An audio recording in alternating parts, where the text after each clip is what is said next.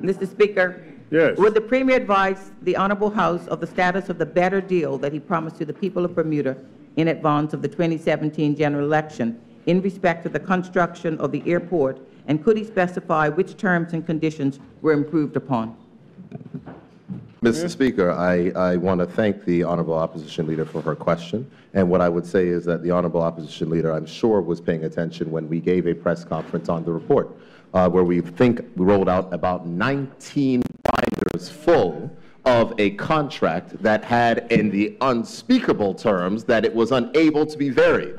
Now, every single other contract has ability to be varied, but not this one, Mr. Speaker. So given that that member was a member of the cabinet that approved a contract that could not be altered, I'm sure that she could tell us how the people of this country can get that better deal. Thank you. Thank you, Premier. Honorable Opposition Leader, would you like a supplementary or put your second question? No, this is a supplementary. Put your supplementary. Will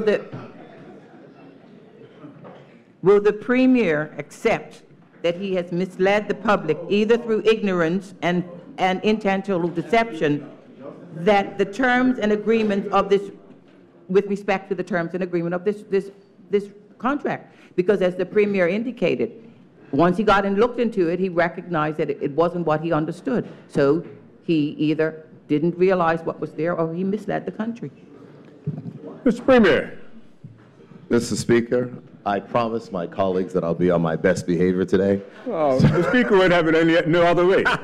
So I'm going to do my best to remain on my best behavior, Mr. Speaker. Thank you. But I find it incredibly rich that a member of the former cabinet who came to Parliament, I believe, at 5 a.m., who did not provide 19 binders full of documents, would say that I misled the people by saying before the election that we'll be looking to change a deal that they wrote that could not be changed, Mr. Speaker. Again, that was what they locked the country into, Mr. Speaker. They locked the country into ever-increasing air rates. They locked the country into giving away our revenue. They locked the country into the fact that a Canadian company is getting revenue that should be going to our students and to our seniors, Mr. Speaker. That was their deal, but we are going to continue the work despite what they left us. Thank you, Premier. Madam Leader, would you like supplementary? Supplementary. This is your second supplementary. Your last supplementary on this one. And then you have questions. As I totally understood. And bearing in mind that the Premier had what I call his preamble, I'm just going to say to him that perhaps he should have recognized that until he looked at it, he didn't know what was in there. But my other question was, my other supplementary, and the Premier went down the path, so I'm going to go down it as well, because the Premier indicated about contracts, etc. Since we've had the release of so much information, the 19 binders, etc., what I want to know is the Premier prepared to release the unredacted version of the PPP partnership for the Bermuda Hospitals Board that he promised that he would do? Thank you, Honourable Member. Premier. Thank you, Mr. Speaker. Mr. Speaker, I will let the Honourable Opposition Leader know that I do not remember the specific reference to what she said, but if she has said I had made a commitment, I am happy to keep that commitment, and I will be happy to do so, Mr. Speaker. Thank you, Mr. Premier. Madam Opposition Leader, would you like to move on to your second question?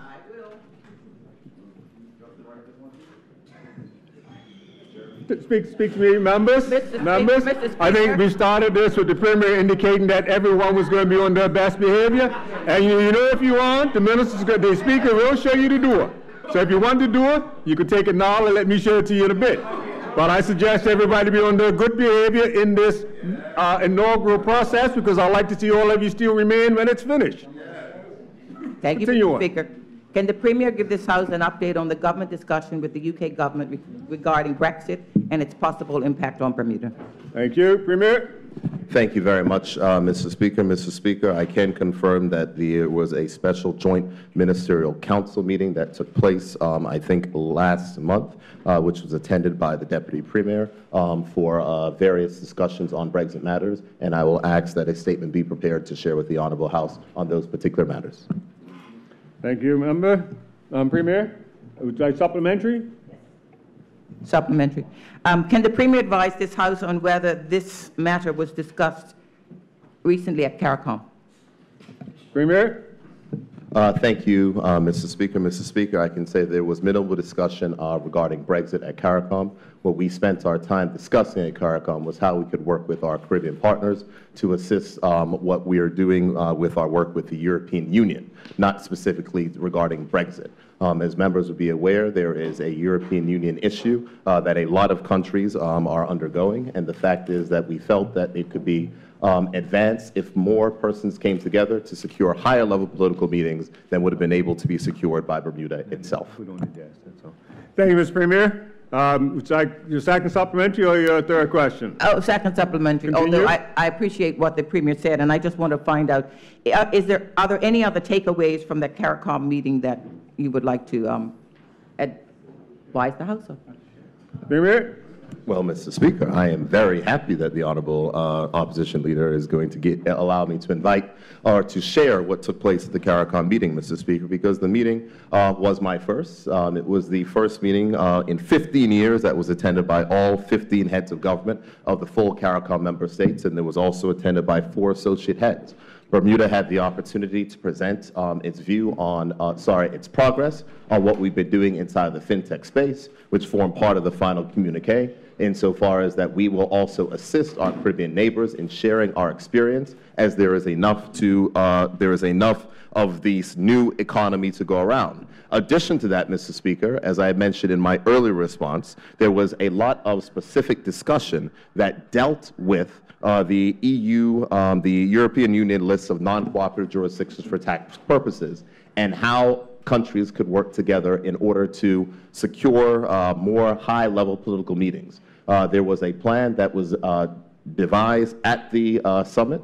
That plan will be worked, and I'm expected that we will not only assist our CARICOM partners with the information of which we have learned insofar as dealing with the EU, but what we will also do is that we will join with them in making sure that we can make our representation directly to the heads of government and or ministers of finance throughout the European Union territories. And the final thing that I would say, Mr. Speaker, is that it was certainly recognized that Bermuda was back at CARICOM after a long period of absence.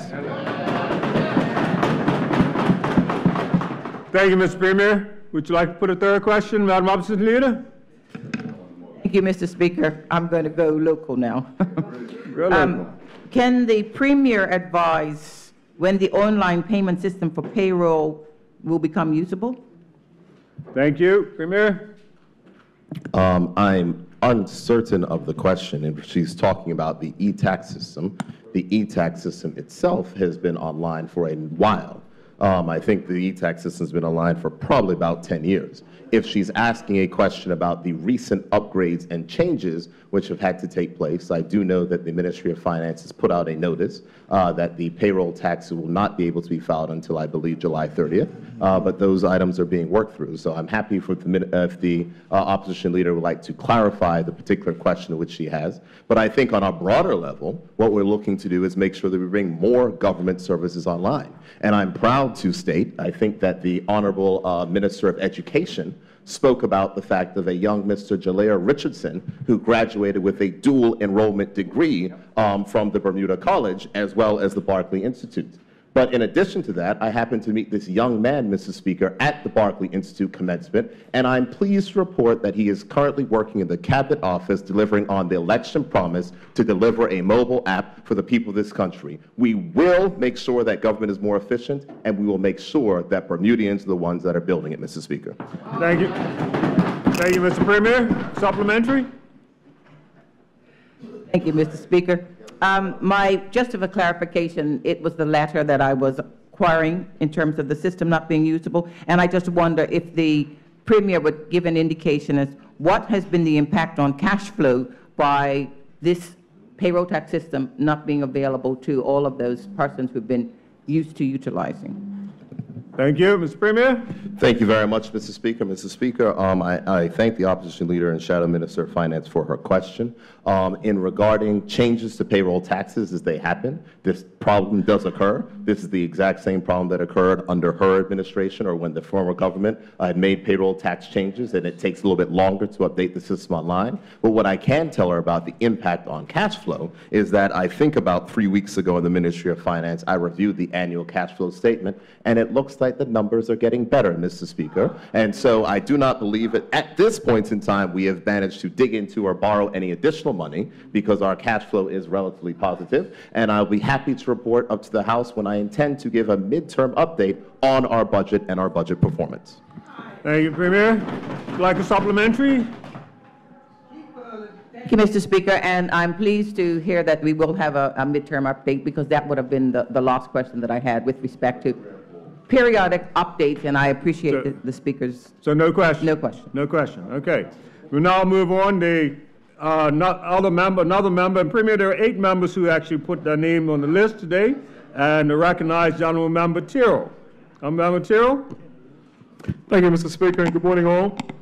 As a result of my canvassing, I would like the Honourable Premier to confirm to this Honourable House the number of students that have been benefited from additional financial assistance at the Bermuda College. Premier.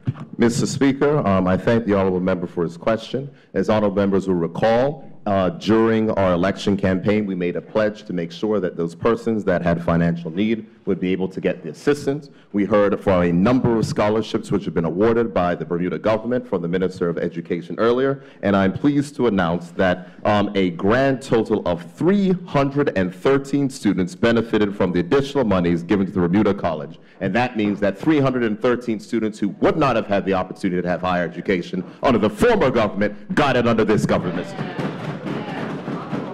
Thank you, Mr. Premier. Supplementary? I do, Mr. Speaker. And again, as a result of canvassing, can the Honourable Premier advise, is it intended to continue offering this financial assistance going forward? Mr. Premier? Mr. Speaker, what I can say to the honourable member is absolutely. If members will recall, the Ministry of Education received the largest increase of any government department, $5.3 million additional dollars, to make sure that not only our students can have the better education, but also to ensure that we're able to provide assistance to upgrade the skills of all of our people wherever they are, Mr. Speaker. It is important, and the way that we will build a better and fair Bermuda is to ensure that people have the access to higher education. This government is committed, and we are delivering. Thank you, Mr. Premier. The supplementary? You have a second supplementary, or you're fine? No? Okay. Beg pardon? You can't ask a supplementary if you didn't ask a question. So you want your question now? Yes, okay. We'll move on to a question from the member Pentland. You have the opportunity to put your question now. Thank you, Mr. Speaker. Mr. Speaker, will the Premier advise this Honourable House of the reason behind the purchase of the Victoria Hall building by government, given that there are significant government properties that could have benefited from the infusion of the capital expenditure for rehabilitation of such buildings? Mr. Premier? No.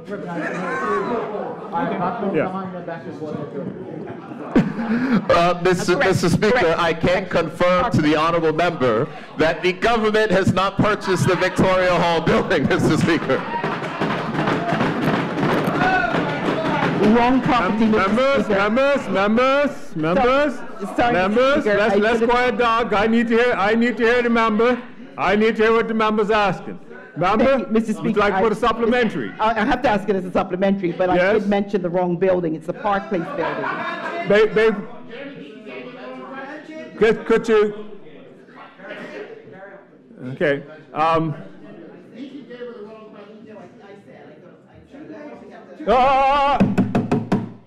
Minister?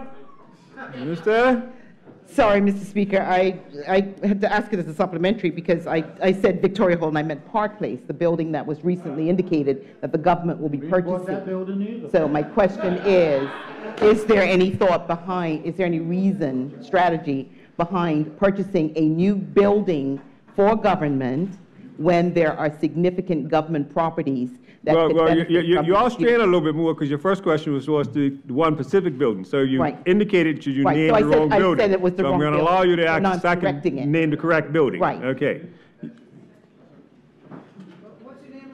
Mr. Speaker, the rationale is very simple. First thing is that the government has rented significant space in that building for a while. The building came up for an offer for sale, and the Bermuda Housing Corporation, through the Ministry of Public Works, has acquired the building. In addition to that, there are a number of government entities that are in private accommodations, and if the government is paying rent to itself as opposed to private accommodations, we will reduce the budget or be able to have more money to spend on the things that matter, Mr. Speaker. The Minister of Public Works has managed the estate well, and we look forward to not only inhabiting that building, but kitting out that building and the top floor with the Ministry of National Security to have a FinTech co-working space to advance our FinTech ambitions, Mr. Speaker. Thank you. Any other member wish to? We recognize Gentleman Member Dunkley. You have your name on the list, so you can put your question. Thank you, Mr. Speaker, and good morning to colleagues. Mr. Speaker, I think it was on May 31st, the Honorable Premier said in a comment on social media that he had attended a presentation by newly incorporated Bermuda company Arbitrate. He said in that message the team demonstrated their cryptocurrency platform and explained plans to create more job opportunities. Question for the Honorable Premier, who made up the Arbitrate team that demonstrated their platform, and who is the local contact? Thank you, Member. Premier? Mr. Speaker, I cannot recall the names of the person who presented on that particular day. As the Honorable Premier will know, I'm sorry, the Honorable former Premier will know, that on any given day... I know we only have one Premier at a time. So that much I do know, Mr. Speaker, and I'm happy that I'm over here and he's over there. But with all of that being said, Mr. Speaker, I'm quite certain that the Honorable former Premier will know that we keep a number of engagements, but if he would like to know the specific people who are at that meeting, I'm happy to let him know. Thank you. Supplementary? Yes, Mr. Speaker, and I appreciate the Premier's commitment. I'm happy to help at any time. Second and first supplementary to the Honorable Premier, has the Premier met with anyone from Arbitrate since then, and if so, what dates and whom did he meet with? Premier? Mr. Speaker, I believe that I had a meeting with Arbitrate at a point in time afterwards. I know that when we were at the consensus conference, there were some representatives for Arbitrate at the consensus conference. I know that they had come to Bermuda afterwards, and I think that they were in Bermuda a following time. And at that point in time, I did meet with these persons. I cannot recall the names of the people, but I'm happy to supply the full names of the people to the honorable member afterwards, or at a point in time in the future in a written thing, and I'll get that list from my office. Thank you. Your second supplementary? Yes, thank you, and I thank the Honorable Premier for following up on that. I'll make a note. During a press conference recently, Arbitrate committed a $1 million donation, that's their words, which they said would be donated this past week in time.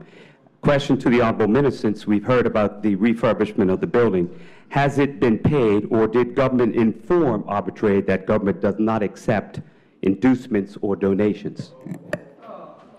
Mr. Premier.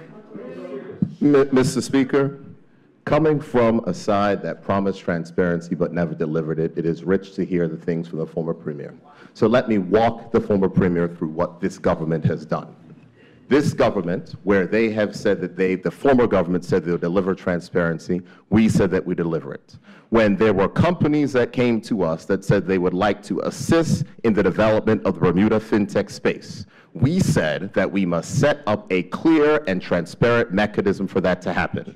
That clear and transparent mechanism came to this House. It was called the FinTech Development Fund. It was passed through the House. It was passed through the Senate. It was given royal assent by the government, and it is now currently being set up by the Ministry of Finance. When the donations are made, payable to the Accountant General to support the education, training, and development of our fintech industry, I sincerely hope that that honorable member will thank the Progressive Labor Party government for providing employment opportunities for the people in constituency number 10 instead of trying to tear down the work that we are doing.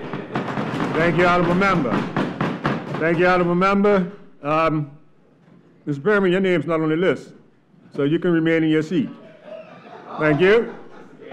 Mr. Famous, your name is on the list. Would you like to put your question? Good morning, Mr. Speaker. Thank you. Good morning, House, and good morning to the gallery and the listening public. Would the Honorable Premier please inform the Honorable House about the progress of Wi-Fi in our public schools? Thank you. Mr. Speaker, Premier? Yes. thank you. I thank the honorable member for his question. And what I can tell the honorable member is that it was a commitment that this government made to make sure that we upgrade the digital divide, and how shameful it was that in a 2017, our primary schools did not have Wi-Fi. What I can inform the honorable member is promise made, promise kept. We have installed Wi-Fi in every single school in Bermuda. The equipment is there, it is being tested, and it will be active by the time students come back to school. There are some problems in certain schools due to the fact that there is old wiring and certain things need to happen. However, Mr. Speaker, that equipment is there. What is more, Mr. Speaker, is due to this initiative, some of our good corporate partners, them maybe in the fintech industry or otherwise, have asked how they can help to provide more coverage to more schools so that more of our students can have access to technology so they can play a part in the world of the fintech future. Thank you, Premier.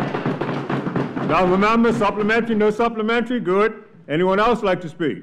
We have the government whip. Yes, your name is on the list. Would you like to put your question? Yes, I would. Just with the Premier having talked about promises made, promises kept, will the Honorable Premier please confirm the funded positions filled at the Department of Public Transport from July 2017 to July 2018 that were vacant before that period? Premier? Thank you very much, Mr. Speaker, and I thank the honorable member for his question. Because as members will know that we have had a significant issue with our bus service. And part of that significant issue was due to underfunding of the former government, Mr. Speaker. And they decided that they would put in a hiring freeze, and this hiring freeze led to the degradation of the service of which we've had. So, Mr. Speaker, what I can tell the honorable member is that there are 11 funded positions that have been filled at DPT over that period of time. And the decision of this government to unfreeze those fully funded positions, to reverse the hiring freeze instituted by the One Bermuda Alliance administration, has allowed the department to steadily fill sorely needed positions that have been necessary in repairing our bus fleet and getting it to a point of reliability. And the one thing that I can say, Mr. Speaker, is that I'm pleased to report that over the last week, we have only had one bus cancellation. Premier, thank you. Honorable member, you want supplementary? Yes, I do have a supplementary based off of the Premier talking about promises made, promises kept. And if the Honorable Premier could let this Honorable House know what has been the response to the opening of the Land Title Registration Office. Well, you strayed a little bit. Your question originally was on the bus department. Well, we try and keep the supplementary in tune with what the original question was. Oh, sorry, Mr. Speaker. Me?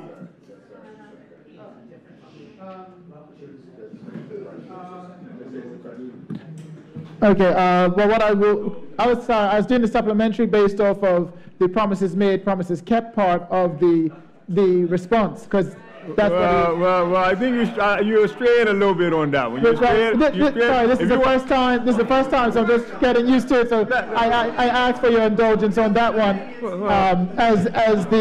My other supplementary does. If you want to talk about how well the buses are running or something of that nature, or how well the service is, fine. But you strayed a little too far on that one.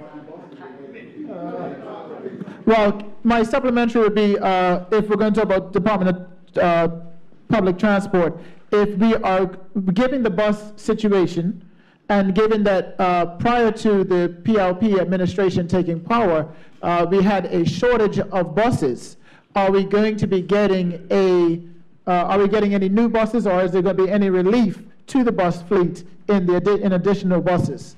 Thank you. That's in line. thank you very much, Mr. Speaker. I thank the honorable member for his question. What I can tell the honorable member is, as I think I've informed the honorable House before, that we did make approval for 8 new buses with a $3 million investment. That's in addition to the 4 that are on order. A third arrived last week. Unfortunately, the bus that did arrive last week did have some damage to its fuel system and surface ruts that must be addressed before the bus can be put into place. The fourth bus, 1804, is at the German manufacturer's facility, where final inspections are being done to ensure that there is no repeat of the damage that happened to the third bus, Mr. Speaker. But this government will make the investments which are necessary because the people of this country rely on a stable public transport system, Mr. Speaker, and that means that we must invest in buses, that we must invest in ferries, but more than just investing, we have to make sure that we build a smarter transportation system to take advantage of the use of technology, and that is precisely what the government's green paper on transportation will do, to present options to make sure that we can be more efficient for transportation in the future, Mr. Speaker. Thank you, Premier. I recognize the honourable member from constituency 2. Honourable Member Swan, yes, your name's on the list, so you can put your question now. Thank you, Mr. Speaker, and good morning to you. Mr. Speaker, I asked this question of the Premier. Would the Honorable Premier confirm how many fintech companies have been incorporated in Bermuda? Mr. Speaker, I thank the honourable member for his question, and what I'll let the honourable member know that there are a grand total of 19, that is 19 fintech companies that have incorporated in Bermuda, Mr. Speaker, and a total of 24 others that have submitted their name reservations and are in the process of incorporation, Mr. Speaker. So that is 43 companies, Mr. Speaker. That is progress under the PLP government. Thank you, Mr. Premier. Is this a supplementary? Yes, Mr. Speaker. Would the Honorable Premier be in a position to share with us how many of those companies have been incorporated since the PLP came into government in July of 2017? Mr. Speaker, I am happy to answer that question, and what I could tell the honourable member is that before the Progressive Labour Party came into office, there was one fintech company established in 2006. Since that point in time, Mr. Speaker, as you have heard, 19 complete, 24 more on the way. Thank you. Thank you. There is one other name left, and that's Mr. Commission. Mr. Commission, would you like to put your question? I would, Mr. Speaker, with your indulgence. Yes. Mr. Speaker, I'm just a humble MP, and I don't have any question that deals with significant matters of state or national interest, just something that is of concern to my constituents. Mr. Speaker, can the Premier provide the Honorable House with the status of the project located at Parsons Road, immediately east of Fenton's Drive? That project consisting of the repainting of the sidewalk, which is well past its sell-by date, along with the installation of a warning light. My residents have waited patiently for at least 18 months for this particular project to be completed. Mr. Premier. Mr. Speaker, I thank the honourable member for his question regarding his constituents in Pembroke, and what I can inform the honourable member is that help is on the way, because this Progressive Labour Party government takes those concerns seriously, and the Minister of Public Works has ordered a number of lights which have arrived on island, and there will be, Mr. Speaker, a total of 55 locations that will be repainted, relighted, and re-added, Mr. Speaker. That is 1 in St. David's, 1 in St. George's, 5 in Hamilton Parish, 3 in Smiths, 5 in Devonshire, 6 in Pembroke, 5 in Paget, 3 in Warwick, a grand total of, must be because he must be from that area, Mr. Speaker, 8 in Southampton, and 2 in Sands, Mr. Speaker. In addition to that, Mr. Speaker, those are existing locations where lights will be put and crosswalks will be repainted.